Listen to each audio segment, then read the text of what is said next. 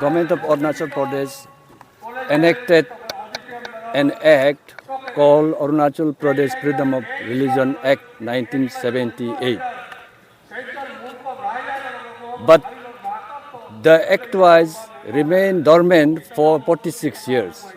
But now this year, 2024 onward, government is going to implement this act. This act is draconian. It is against the Christian community because it is directly, it is an anti-conversion bill. Therefore, today we on behalf of Arunachal Christian Forum stand here to protest against this bill as one day hunger strike. So I offer my sincere thanks to my media persons, and we are going to have a press release. My right side, it is the Reverend Jagdota sir, Pastor, Likavali Revival Church, and my left side is Goto Kambu, General Secretary, Lower Siang Christian Forum. So our demand is this. This is the demand of our Arunachal Pradesh Christian Forum. We demand the repeal of the controversial Arunachal Pradesh Freedom of Religion Act 1978. Number two, Arunachal Pradesh Freedom of Religion Act 1978 and draft rules thereto violate Article 25 and 26 of Indian Constitution. Third, India is a secular country, uphold secularism and promote communal harmony. ACF, Arunachal Christian Forum, reject this repressive act against indigenous Christian population of Arunachal Pradesh. ACF stands for religious harmony and tolerance amongst all as a secular country, and ACF stands for peace, unity, brotherhood among the followers of different faiths. Religious freedom is our constitutional right. United we stand, divided we fall. All Arunachalis are one. Do not divide us on the basis of religion. Let live and let live. This is our demand. So I request our General Secretary Goto Kambu to brief the media. You see, this bill is completely in violation of this Article 25 and 26 of Indian Constitution. And this bill, actually this act is an obsolete act. It is an outdated act.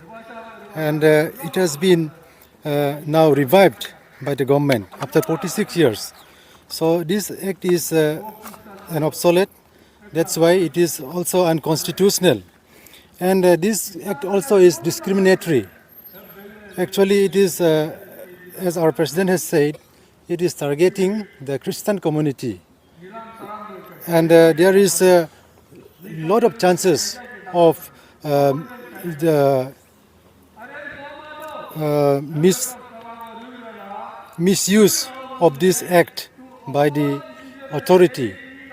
So that is why the legal provisions in this act, by misusing these provisions, especially the Christian community, they will be harassed by the concerned authority by using this act.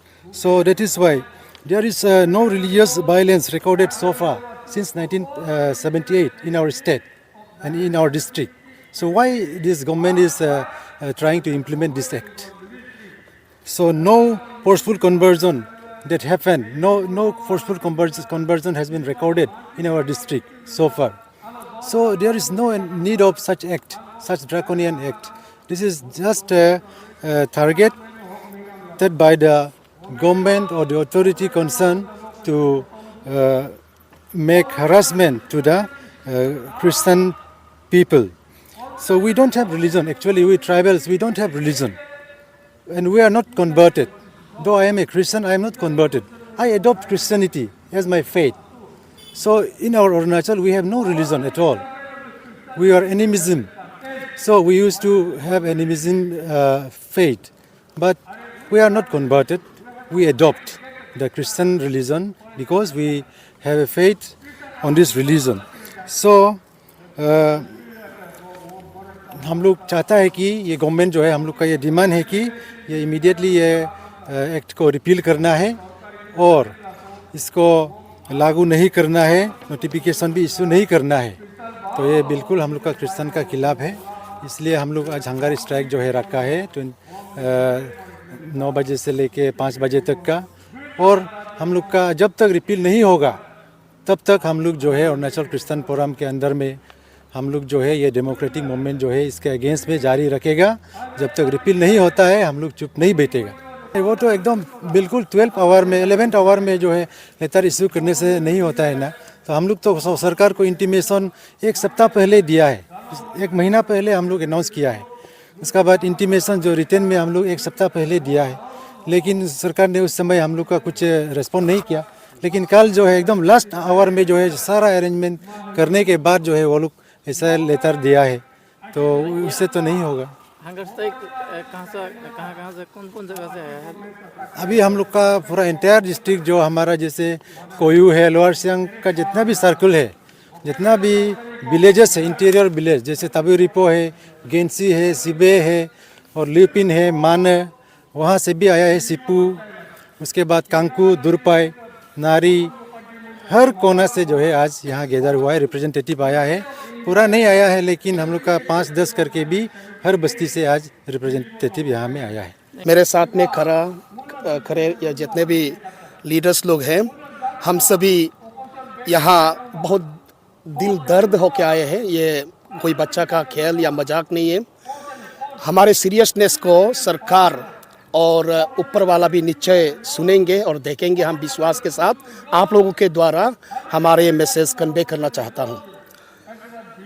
ये the freedom of religion act 1978 क्यों enact करना पड़ा वो तो हम पता नहीं, लेकिन हम समझ सकता है कि उन दिनों में हमारे अरुणाचल में क्रिश्चियनिटी आगे बढ़ रहा था और हमारे मसीही लोगों को पाबंदी लगाने के लिए ही और इसका कन्वर्सन को रुकाने के लिए ही टारगेटेड करते हुए government of Arunachal Pradesh, the then government of Arunachal Pradesh Janata Party government था और under the leadership of Premkantu Thungon ji chief minister of Arunachal Pradesh, Arunachal Pradesh का फर्स्ट लेजिस्लेटिव असेंबली में ये इंडिजिनस पेट बिल नाम से लाया और उसको 25